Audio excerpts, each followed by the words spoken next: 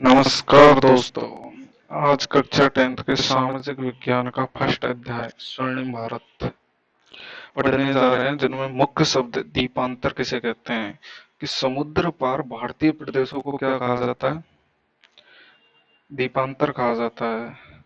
संथागार क्या है, जनपदों की सबसे बड़ी संस्था क्या कहलाती है, संथागार।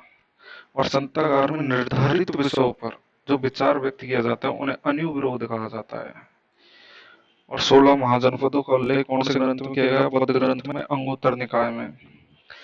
पिछली बार रेट में ये क्वेश्चन आया था कि महाजनपदों का उल्लेख कौन से बौद्ध ग्रंथ में किया गया, तो अंगुत्तर निकाय में किया गया। जैन ग्रंथ भगवती सूत्र में भी 16 महाजनपदों का उल्लेख किया गया है। कि प्राचीन काल में भारत विश्व गुरु व सोने की चिड़िया कहलाता था। कि वैदिक सभ्यता, सिंधु घाटी सभ्यता,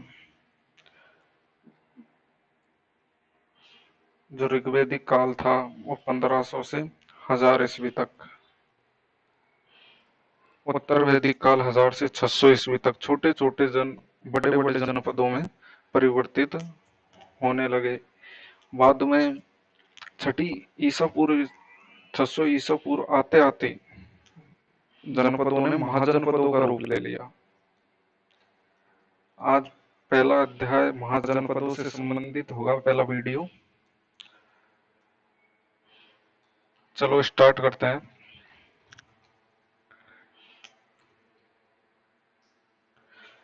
जिनमें राजस्थान के प्रमुख महाजनपद कौन कौन से हैं, मत्स्य है, सिवी है, सूरसेन है। और प्रमुख 16 जनपदों का उल्लेख किया गया है, जिनमें काशी, कुरु, अंग, मगध, बज्जी, कौशल, पांचाल, मत्स्य, सूरसेन।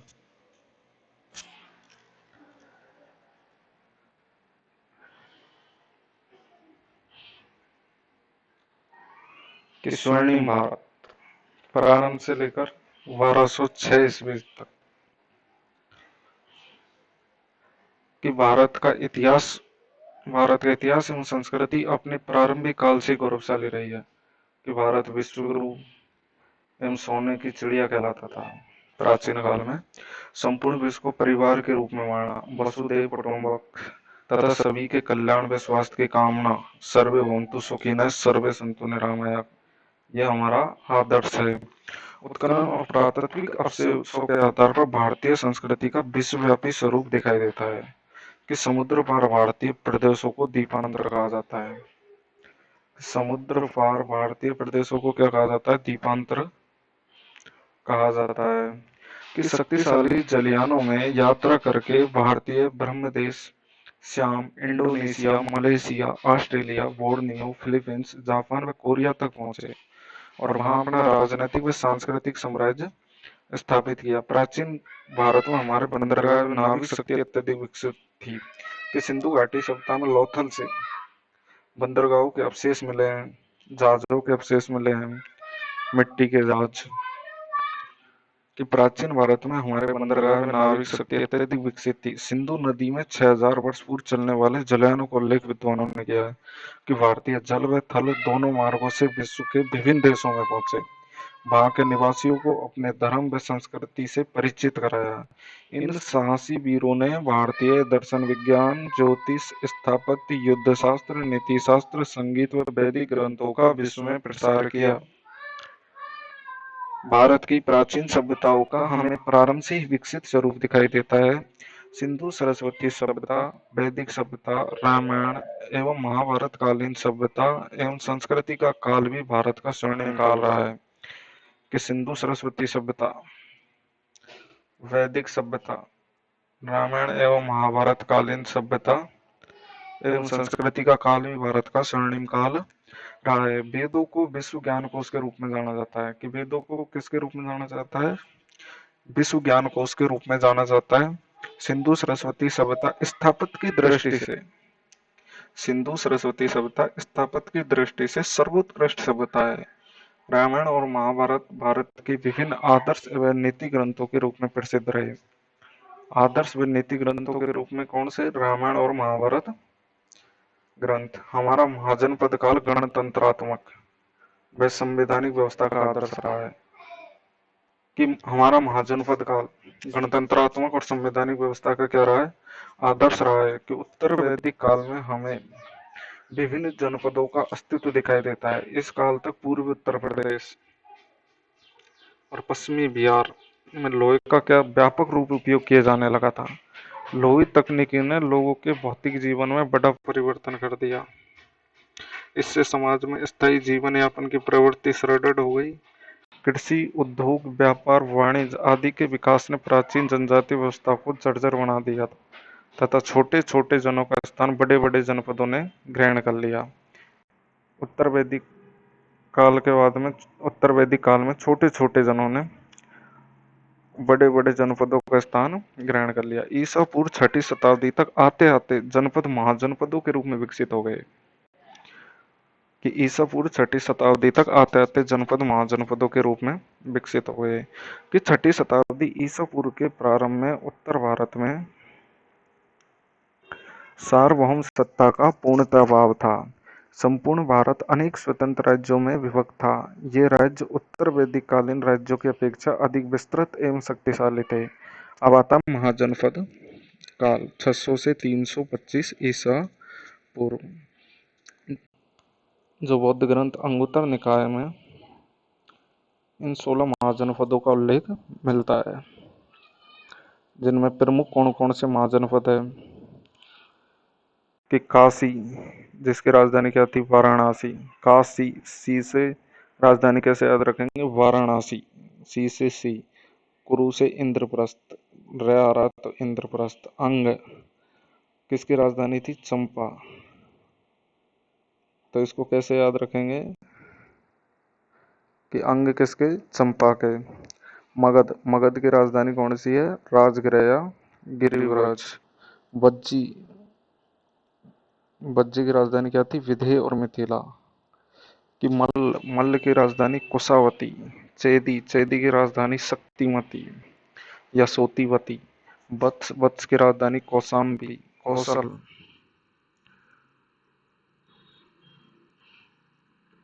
महत्वपूर्ण लगा लेना, क्योंकि अभी राम मंदिर का निर्माण हुआ है। तो कौशल की राजधानी क्या थी, अयोध्या, जिसके उत्तरी भाग को क्या कहते थे, साकेत, और दक्षिणी भाग की राजधानी क्या थी, श्रावस्ती। उत्तरी भाग की राजधानी साकेत और दक्षिणी भाग की राजधानी क्या थी, श्रावस्ती।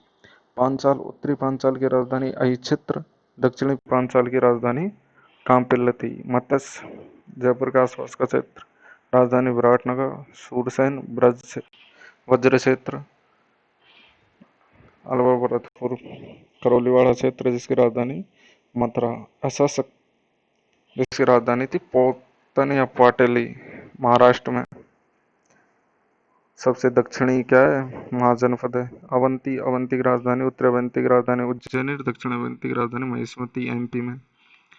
गांधार, जिसकी राजधानी तक्षशिला, पाकिस्तान में वर्तमान में। कंबोज, जिसकी राजधानी राजपुर और हाटक है। एक बार इनको नक्शे में देखते हैं।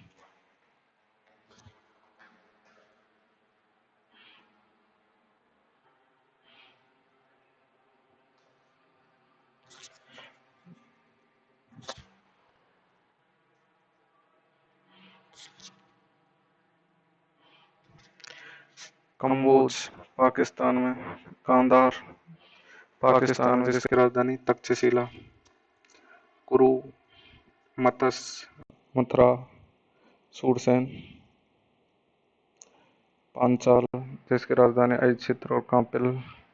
मल्ल, जिसकी राजधानी कुशीनगर। अंग, अंग की राजधानी चंपा, राजगृह की राजधानी मगध। काशी की राजधानी वाराणसी। कौशल, कौशल की राजधानी श्रावस्ती, अयोध्या। बौद्ध काल में दो भागों में बांटा था। उत्तरी भाग को क्या कहा गया, उत्तरी भाग की राजधानी साकेत और दक्षिणी भाग की राजधानी श्रावस्ती। वत्स, वस्त की राजधानी कौशाम्बी। चेदी की राजधानी शक्तिमती। मगध की राजधानी राजगृह। असमक, सबसे दक्षिणी महाजनपद, जिसकी राजधानी प्रतिष्ठान। अवंती की राजधानी उज्जैन।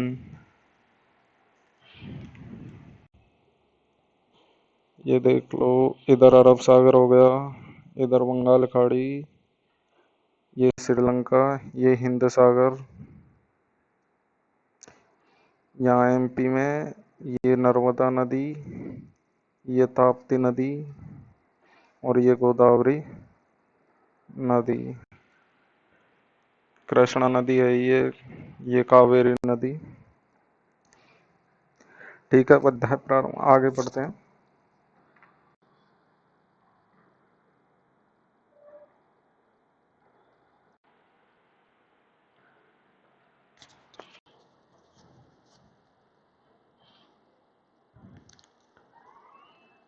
कि 16 महाजनपदों में दो प्रकार के राज थे, एक तो राजतंत्र और एक गणतंत्र।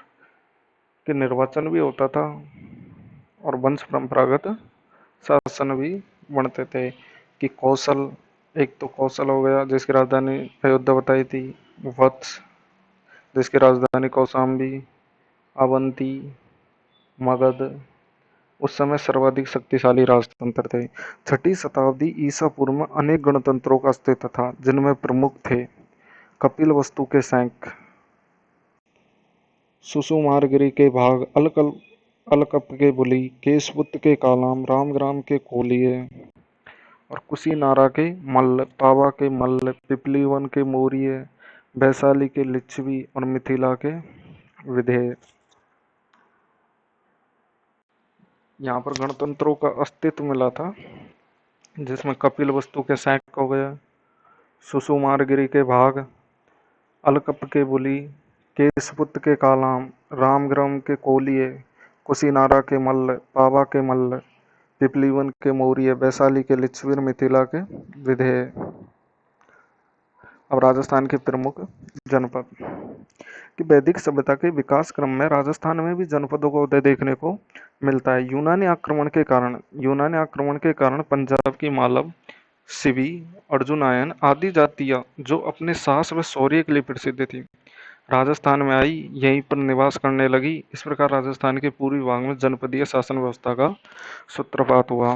पंजाब की तीन जाति मालव, सिबी और अर्जुनैन आदि जाति आई, यहीं पर निवास करने लगी और महाजनपदों का उदय हुआ, जिनमें जांगल पहला जनपद आता है। जांगल बीकानेर व जोधपुर के आसपास का क्षेत्र क्या कहलाता है?